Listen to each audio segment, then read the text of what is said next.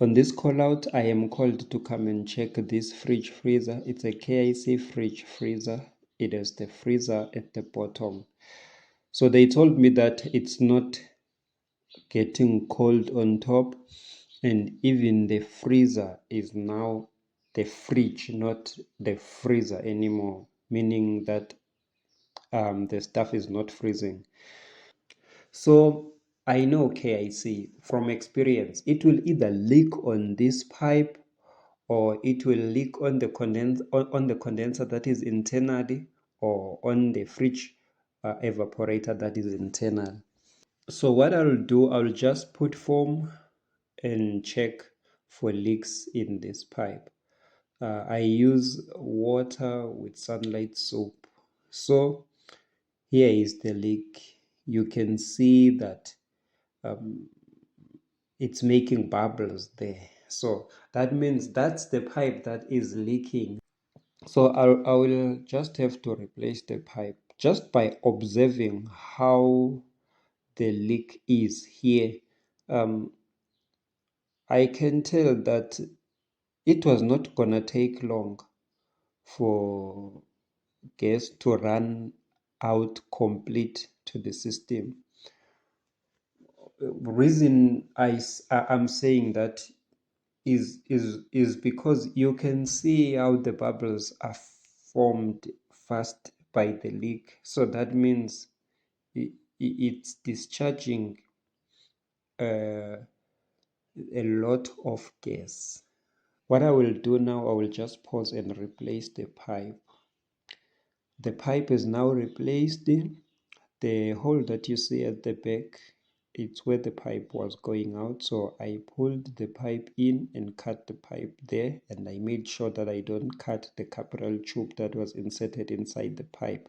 So this capillary tube goes inside that pipe and then comes out at the back of this pipe that you see, and then they take that capillary tube and insert it, as you can see, to the evaporator of the freezer. So that is what I like about KIC. They don't enclose the freezer evaporator inside the body. This pipe that I'm pointing now, it's the pipe that is coming from the evaporator of the fridge. So that's the pipe that was going to the back. One trap here is that this pipe is made up of a very soft aluminum that melts when I braze on it.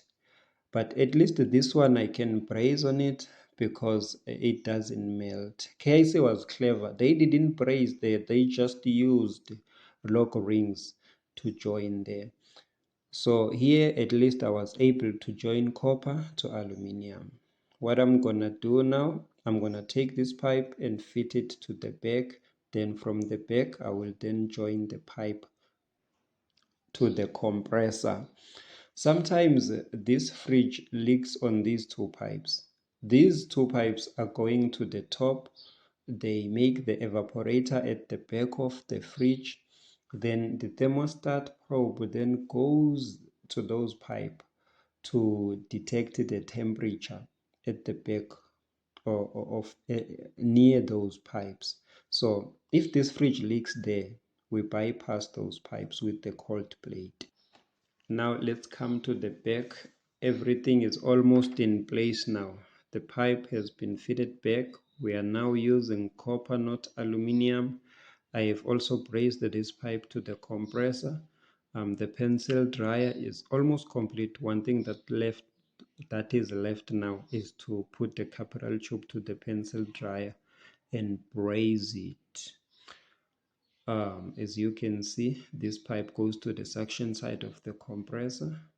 What's left for me all is to put the service valve there. After that, I will fit back the condenser, mount it nicely, and then I will have to vacuum and regas. I'm not gonna use the R1348 that you see. I'm gonna use R600 cylinder, R600 refrigerant, sorry, since this fridge is using R600. Remember, R600 is a flammable gas, so You must be careful when you work with R600. So the service valve is now in place. The capillary tube is now in place. What I did, I just joined this capillary tube here. Lights just went off. Reason, we have load shedding here in South Africa. That means I must leave and come back in the next 2 hours when electricity is back. I'm also sorry that I couldn't make a complete repair video for this fridge. The reason is when I came back after 2 hours, my battery was dead. Please don't forget to subscribe, like, share, and comment if you want to.